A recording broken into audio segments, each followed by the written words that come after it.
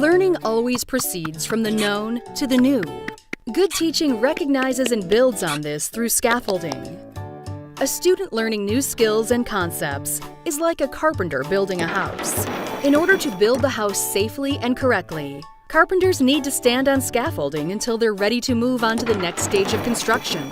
The construction of learning starts from the ground up. The new is built on top of the known. In the learning environment, teachers provide scaffolding to support the construction of new learning for individual and groups of students. Scaffolding provides students with the just right supports they need to participate in learning, complete a challenging task, or learn a new concept. Scaffolding encourages students to continuously grow and develop to a level that is just above their current level.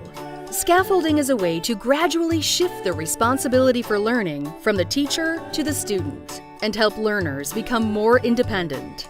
Scaffolding builds on the understanding that students learn in many ways, build new knowledge based on prior experiences and knowledge, and need to be supported in learning when they cannot achieve on their own. To plan just right scaffolding, teachers need to understand what an individual student or group of students can do independently. Effective scaffolded instruction starts with knowing students' strengths and needs, provides tailored assistance that is adjusted on an as-needed basis, controls for frustration and builds learner confidence, uses descriptive feedback so students understand what they are doing right and how they can do better. And just as it is for the carpenter moving through the stages of construction, as students' abilities in a particular area improve, scaffolds can be gradually reduced or removed. For students with learning difficulties, the intensity of scaffolding may change, but it may need to be ongoing so students can continue to actively participate in learning and move forward.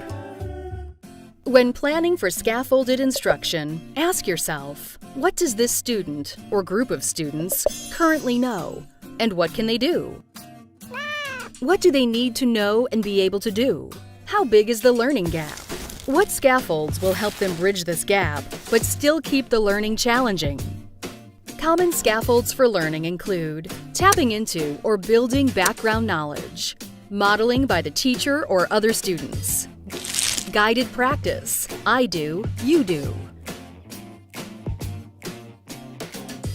prompts such as visual supports or step-by-step directions, strategy instruction, use of graphic organizers. Technology can also provide flexible, unobtrusive scaffolds for learning. For example, for a student with reading difficulties, text-to-speech and having digital text read aloud might be the scaffold they need to access content for project work. This technology may be a scaffold some students use throughout their lives. For other students, such as a student learning English, text-to-speech might scaffold their learning until they develop stronger independent reading and language skills.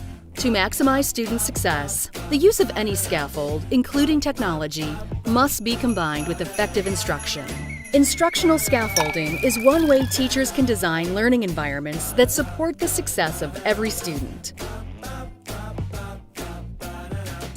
For more information on supporting every student, visit the Alberta Education website.